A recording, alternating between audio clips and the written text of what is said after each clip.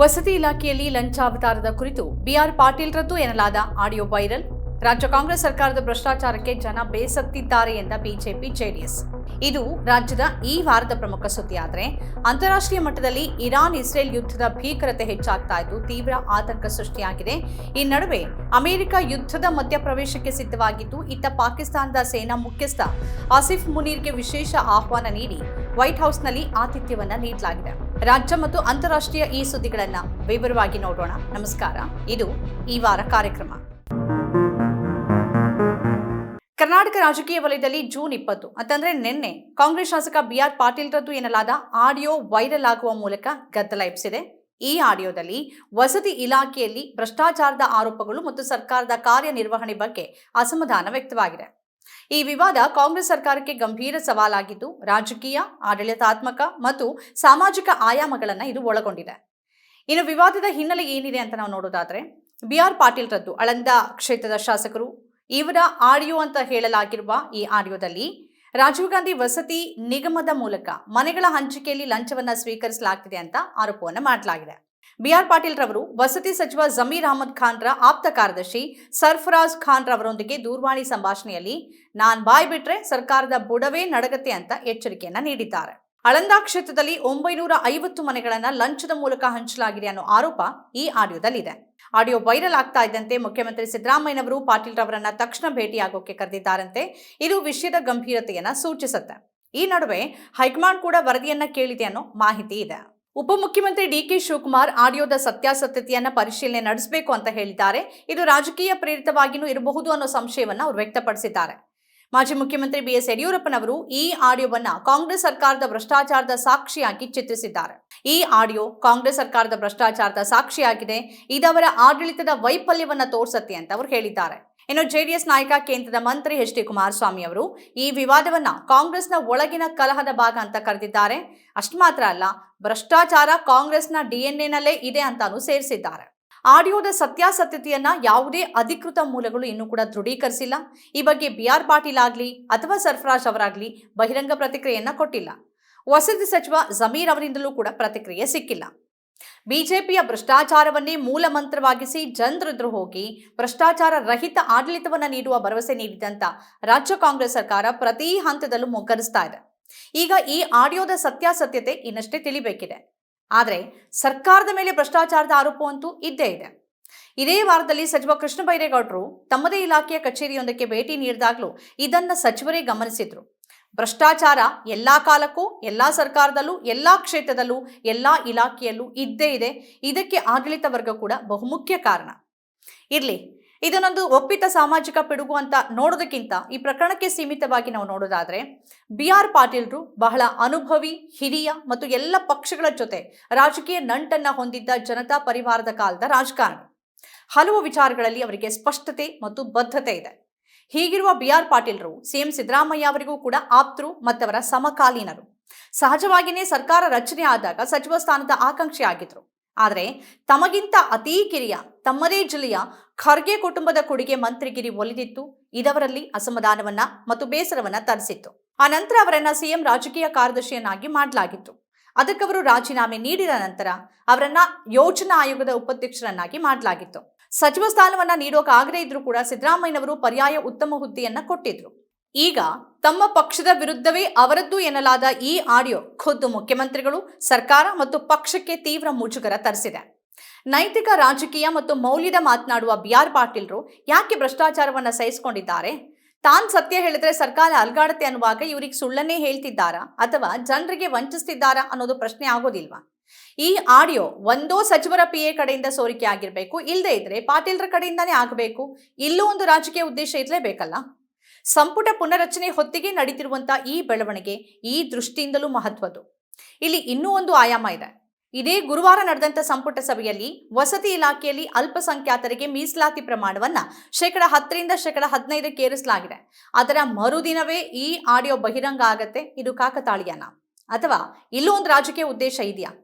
ಅದೇನೇ ಇದ್ರೂ ಕೂಡ ರಾಜಕೀಯದಲ್ಲಿ ಭ್ರಷ್ಟಾಚಾರ ಇಲ್ಲ ಅನ್ನೋದು ಅಥವಾ ಭ್ರಷ್ಟಾಚಾರ ಮಾಡೋದು ತಪ್ಪು ಅನ್ನೋದು ಒಂದು ರೀತಿ ಕ್ಲೀಶೆ ಆಗೋಗಿದೆ.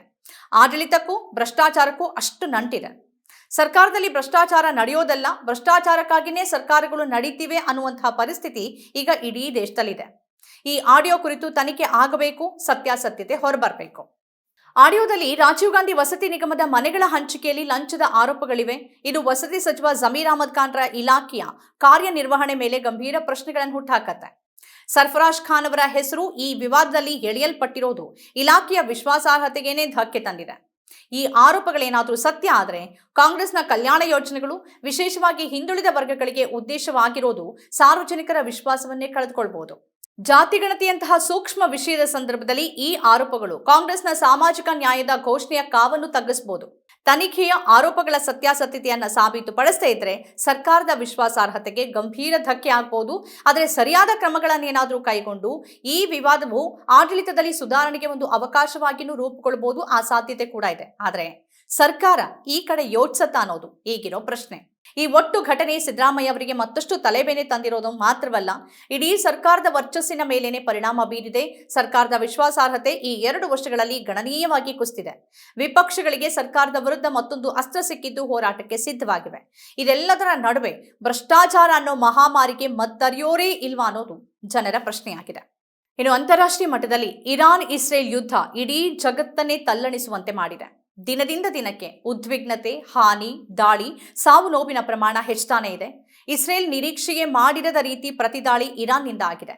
ಇತ್ತ ಇಸ್ರೇಲ್ ಕೂಡ ದಾಳಿಯನ್ನ ಮುಂದುವರೆಸಿದೆ. ಪರಿಣಾಮ ಎರಡೂ ದೇಶದಲ್ಲಿ ನಾಗರಿಕ ಪ್ರದೇಶದ ಮೇಲೂ ದಾಳಿಗಳು ನಡೀತಿದ್ದು ಅಪಾರ ಜೀವಹಾನಿ ಆಗ್ತಾ ಇದೆ. ಈ ಯುದ್ಧದ ಪರಿಣಾಮ ಇಡೀ ವಿಶ್ವದ ಮೇಲಾಗ್ತಾ ಇದ್ದು ತೈಲ ಬೆಲೆ ಏರಿಕೆ ಸೇರಿದಂತೆ ತೀವ್ರ ಆರ್ಥಿಕ ಕುಸಿತದ ಭೀತಿನೂ ಎದುರಾಗಿದೆ. ಇರಾನ್ ತಾನು ಕದನ ವಿರಾಮಕ್ಕೆ ಸಿದ್ಧ ಅನ್ನೋ ಮಾತನಾಡ್ತಿದ್ರೂ ಕೂಡ ಇಸ್ರೇಲ್ ಅದಕ್ಕೆ ಸಿದ್ಧವಿಲ್ಲ. ಅದರ ಗುರಿ ಇರಾನ್ನ ಪರಮೋಚ್ಚ ನಾಯಕ ಖಾಮಿನೈ ಯುಗಾಂತ್ಯ. ಇರಾನ್ ಮತ್ತು ಇಸ್ರೇಲ್ ನಡುವಿನ ಪ್ರಸ್ತುತ ಯುದ್ಧ ಮಧ್ಯಪ್ರಾಚ್ಯದ ಭೌಗೋಳಿಕ ರಾಜಕೀಯದಲ್ಲಿ ಗಮನಾರ್ಹ ಘಟನೆಯಾಗಿದೆ. ಇದು ಜಾಗತಿಕ ಸ್ಥಿರತೆ ಮತ್ತು ಶಕ್ತಿ ಮಾರುಕಟ್ಟೆಗಳ ಮೇಲೆ ಗಾಢವಾದ ಪರಿಣಾಮವನ್ನು ಬೀರ್ತಾ ಇದೆ. ಈ ಸಂಘರ್ಷ ಇರಾನ್ನ ಪರಮಾಣು ಕಾರ್ಯಕ್ರಮ, ಇಸ್ರೇಲ್ನ ರಾಜಕೀಯ ಮತ್ತು ಅಮೆರಿಕದ ರಾಜತಾಂತ್ರಿಕ ಮತ್ತು ಮಿಲಿಟರಿ ಹಿತಾಸಕ್ತಿಗಳ ನಿರ್ಧಾರಗಳ ಸುತ್ತ ಸಂಕೀರ್ಣವಾದ ಸಮಸ್ಯೆಗಳನ್ನು ಒಳಗೊಂಡಿದೆ. ಇಸ್ರೇಲ್ ಇರಾನ್ನ ಸಂಘರ್ಷ, ಪರಮಾಣು ಸೌಲಭ್ಯಗಳು, ಕ್ಷಿಪಣಿ ತಾಣಗಳು ಮತ್ತು ಮಿಲಿಟರಿ ನಾಯಕರ ವಿರುದ್ಧದ ದಾಳಿಗಳು ದೀರ್ಘಕಾಲದ ಶತ್ರುತ್ವದಿಂದ ಉಂಟಾಗಿದೆ. ಇರಾನ್ನ ಪರಮಾಣು ಕಾರ್ಯಕ್ರಮವನ್ನು ಇಸ್ರೇಲ್ ಒಂದು ಅಸ್ತಿತ್ವದ ಭಯ ಅಂತಾನೆ ಪರಿಗಣಿಸುತ್ತೆ. ಇದು ಅದರ ದಾಳಿಗಳಿಗೆ ಪ್ರಾಥಮಿಕ ಕಾರಣ ಆಗಿದೆ. ಇರಾನ್ ಪರಮಾಣು ದೇಶ ಆದರೆ ಇಸ್ರೇಲ್ಗೆ ಅಸ್ತಿತ್ವದ ಪ್ರಶ್ನೆ. ಇಸ್ರೇಲ್ನ ಗುರಿ ಇರಾನ್ನ ಪರಮಾಣು ಶಸ್ತ್ರಾಸ್ತ್ರ ಸಾಮರ್ಥ್ಯವನ್ನು ತಡೆಗಟ್ಟುವುದು. ಇದಕ್ಕಾಗಿ ನಟಾಜ್ ಮತ್ತು ಫೋಡೋದಂತಹ ಪ್ರಮುಖ ಸೌಲಭ್ಯಗಳನ್ನು ಗುರಿಯಾಗಿಸಿಕೊಂಡಿದೆ. ಇಸ್ರೇಲ್ನ ವೈಮಾನಿಕ ಶಕ್ತಿ ಇರಾನ್ನ ವಾಯು ರಕ್ಷಣಾ ವ್ಯವಸ್ಥೆಯನ್ನು ಗಮನಾರ್ಹವಾಗಿ ದುರ್ಬಲಗೊಳಿಸಿದೆ. ಇದರಿಂದ ಇರಾನ್ನ ಸಾಮರ್ಥ್ಯ ಸೀಮಿತವಾಗಿದೆ. ಆದರೆ ಇರಾನ್ನ ಕ್ಷಿಪಣಿ ದಾಳಿಗಳು, ವಿಶೇಷವಾಗಿ ಹೈಪರ್ಸಾನಿಕ್ ಫತಾ-1 ಕ್ಷಿಪಣಿಗಳು ಇಸ್ರೇಲ್ನ ಜನನಿಬಿಡ ಪ್ರದೇಶಗಳಾದ ಟೆಲ್ ಅವೀವ್ ಮತ್ತು ಹೈಫಾದಲ್ಲಿ ಗಮನಾರ್ಹ ಹಾನಿಯನ್ನು ಉಂಟುಮಾಡಿದೆ. ಇರಾನ್ನ ಆರ್ಥಿಕ ದೌರ್ಬಲ್ಯ ಮತ್ತು ಹಿಜ್ಬುಲ್ಲಾ ಮತ್ತು ಹೌತಿಗಳಂತಹ ಪ್ರಾಕ್ಸಿಗಳ ದುರ್ಬಲತೆ ಇದರ ಪ್ರತಿಕ್ರಿಯೆಯನ್ನು ಮತ್ತಷ್ಟು ಸಂಕೀರ್ಣಗೊಳಿಸಿದೆ. ಆದರೆ ಇರಾನ್ನ ಉನ್ನತ ಕ್ಷಿಪಣಿಗಳು ಇಸ್ರೇಲ್ನ ಕ್ಷಿಪಣಿ ನಿರೋಧಕ ವ್ಯವಸ್ಥೆಯಾದ ಐರನ್ ಡೋಮ್ಗೆ ಸವಾಲು ಹಾಕಿವೆ. ಇದು ದೀರ್ಘಕಾಲಿಕ ಯುದ್ಧದ ಸಾಧ್ಯತೆಯನ್ನು ಸೂಚಿಸುತ್ತೆ. ಈ ನಡುವೆ ಅಮೆರಿಕ ಅಧ್ಯಕ್ಷ ಟ್ರಂಪ್ ಇರಾನ್ ನಾಯಕ ಶರಣಾಗಬೇಕು ಅಂತ ಹೇಳಿದ್ರು. ಇದನ್ನ ಖಾಮಿನೈ ತಿರಸ್ಕರಿಸಿ ಯುದ್ಧವನ್ನ ಮುಂದುವರೆಸಿದ್ರು. ಈ ಮಧ್ಯೆ ಟೆಹರಾನ್ನಲ್ಲಿ ಪ್ರತಿಭಟನೆಗಳು ಕೂಡ ಆರಂಭ ಆಗಿವೆ.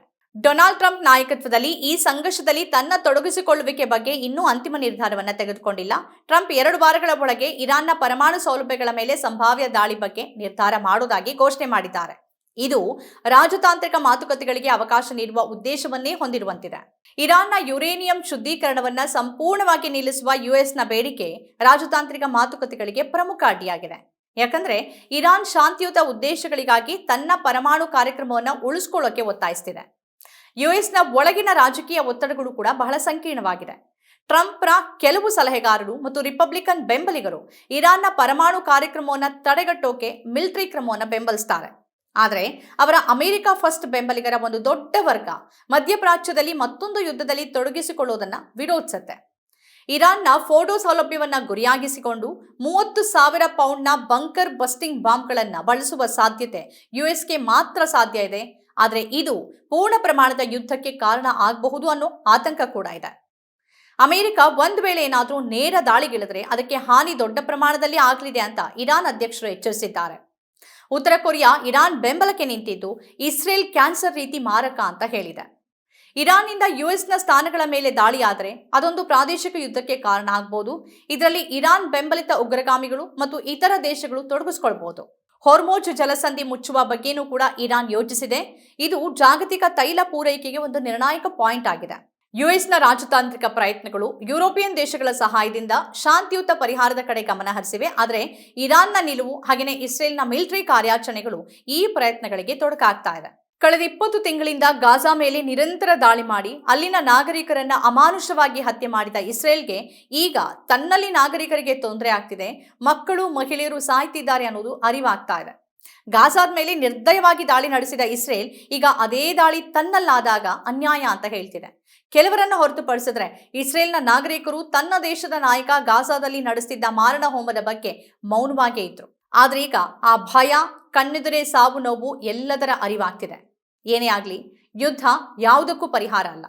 ಯುದ್ಧದಲ್ಲಿ ಮೊದಲು ಸಾಯೋರು ಅಮಾಯಕ ನಾಗರಿಕರು, ಮಕ್ಕಳು, ಮಹಿಳೆಯರು ಮತ್ತದರ ಪರಿಣಾಮವನ್ನ ಇಡೀ ಪ್ರಾಣಿ ಸಂಕುಲವೇ ಅನುಭವಿಸಬೇಕು.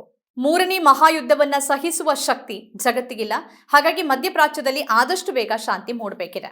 ಇನ್ನು ಈ ವಾರದ ಮತ್ತೊಂದು ಅಂತಾರಾಷ್ಟ್ರೀಯ ಬೆಳವಣಿಗೆ ಭಾರತಕ್ಕೆ ಮುಖ್ಯವಾಗಿದ್ದು, ಯುಎಸ್ ಅಧ್ಯಕ್ಷ ಡೊನಾಲ್ಡ್ ಟ್ರಂಪ್ ಮತ್ತು ಪಾಕಿಸ್ತಾನ ಸೇನಾ ಮುಖ್ಯಸ್ಥ ಆಸಿಫ್ ಮುನೀರ್ ಅವರ ಜೂನ್ 18, 2025 ವೈಟ್ ಹೌಸ್ನಲ್ಲಿನ ಭೇಟಿ.